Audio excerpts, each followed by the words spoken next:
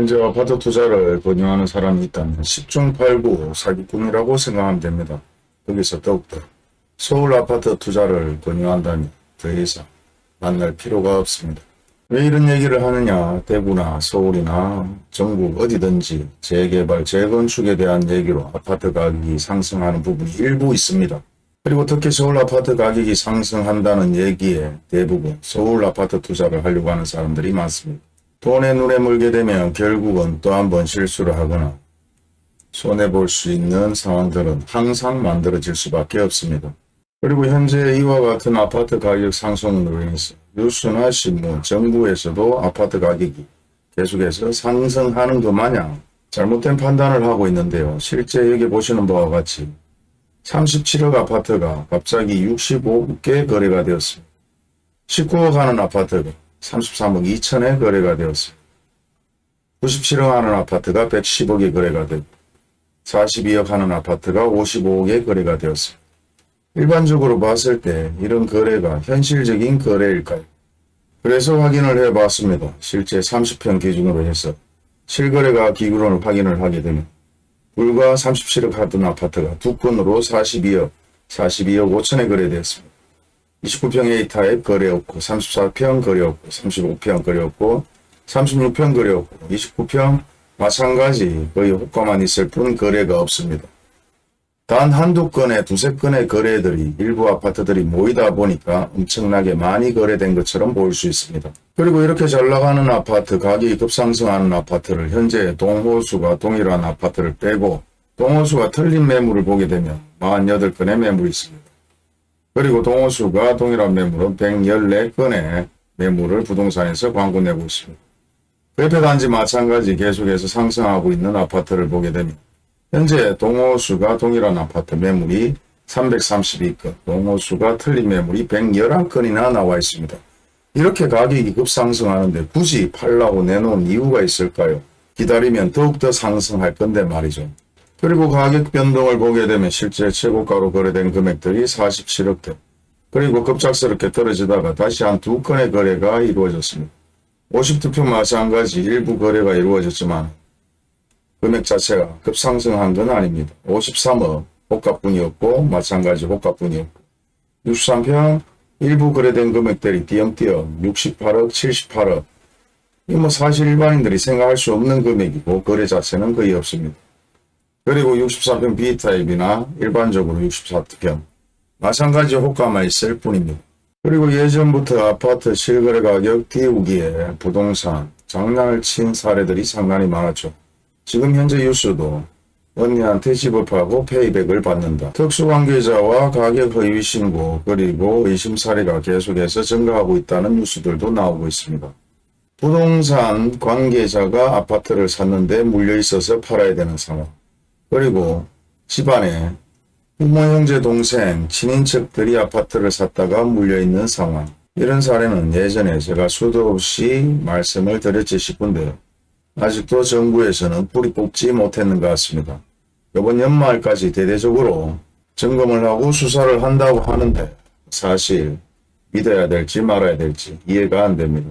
아니나 다를까 대구에서도 재개발 재건축 될 곳은 된다. 수성구 중심으로 다시 기지개를 편다. 이런 얘기가 나오고 서울 아파트 마찬가지 급상승하는 얘기들이 나오고 가격이 미친 듯이 상승할 것 같으면 그런 얘기를 하는 사람이 직접 사면 됩니다. 주변에 지인이나 친인척이나 어떤 누구도 하락장에서는 결코 다시 한번 상승할 수 없다.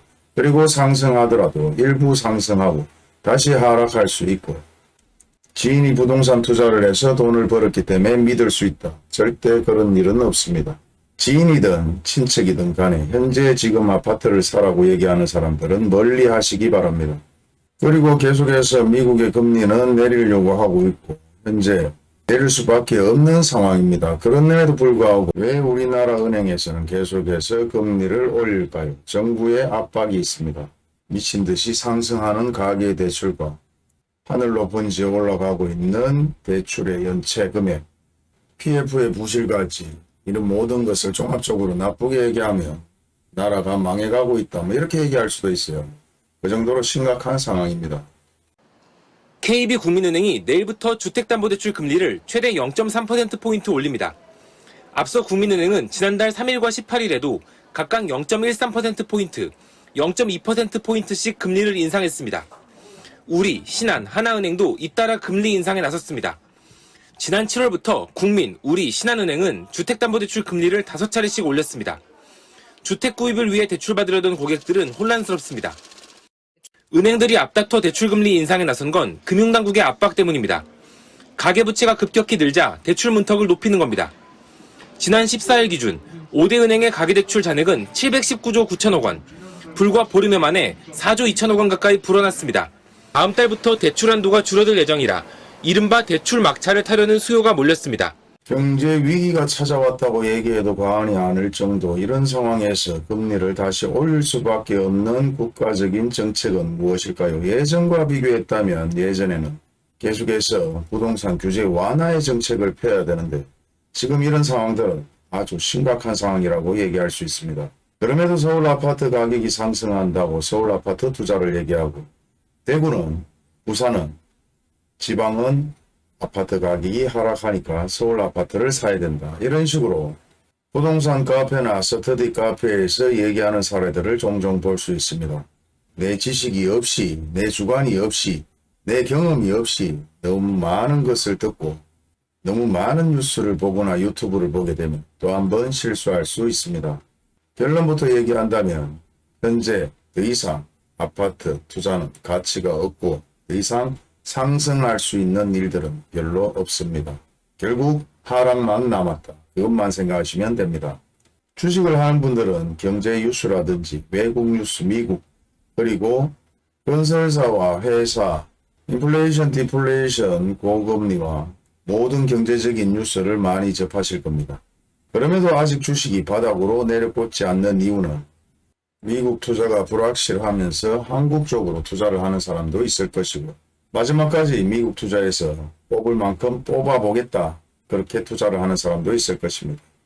채권에 투자하고 금에 투자하고 주식에 투자하고 부동산에 투자하고 더 이상 투자 가치는 제가 봤을 때는 희박합니다. 물론 재수가 좋아서 잠깐 볼 수는 있지만 장기적으로 봤을 때는 아주 희박한 투자를 하고 계신 걸로 생각하시면 됩니다. 뭐 이런 얘기를 듣고 반박을 하거나 투자 가치가 있다고 생각하는 분들은 전체적인 세계 경제 모든 것을 한 번씩 체크해 보시면 될 것 같습니다. 제가 아무리 설명해도 가장 중요한 것은 본인들이 직접 확인하고 직접 투자를 해서 망해보면 가장 큰 교훈이 되고 학습이 됩니다. 저 또한 그런 사례들은 예전에 상당히 많았습니다. 그리고 나도 아는 정보, 너도 아는 정보, 뉴스까지 아는 정보는 정보가 아니겠죠. 지금은 우리는 엄청난 정보화 시대에 살고 있습니다. 그리고 그 정보는 현재 뉴스에서 나오는 것이 정보가 아니라 예전 경험과 지식에서 나오는 것이 정보며 예전 신문이나 뉴스를 스크랩해서 보는 것이 정보입니다. 정보라고 해서 대단한 정보가 지금 나올 게 없어요. 지금 현재의 정보는 정말 미분양 할인 판매를 많이 하는 아파트, 프로테이지가 높게 할인 판매를 하는 아파트, 급매물인데 정말 엄청나게 내가 생각해도 정말 저렴하다고 생각하는 아파트, 급매물, 이런 것이 정보입니다. 너무 어렵게 생각하면서 다가갈 필요가 없다. 예전부터 흘러온 동향은 약간의 변동은 있어도 큰 틀에서 벗어나지 않습니다. 그리고 경제적으로 흘러가는 상황들이 대부분 우리가 알고 있는 정보입니다. 그리고 현재 미분양 판매로 잡음이 많기 때문에 소나기는 피하자는 게 건설사와 시행사들의 지금 공통적인 판단이며 그런 상황 속에서 가장 저렴하게 급매물로 할인 판매를 하거나 뒤로 나오는 매물을 찾는 것이 정보라고 생각됩니다. 감사합니다.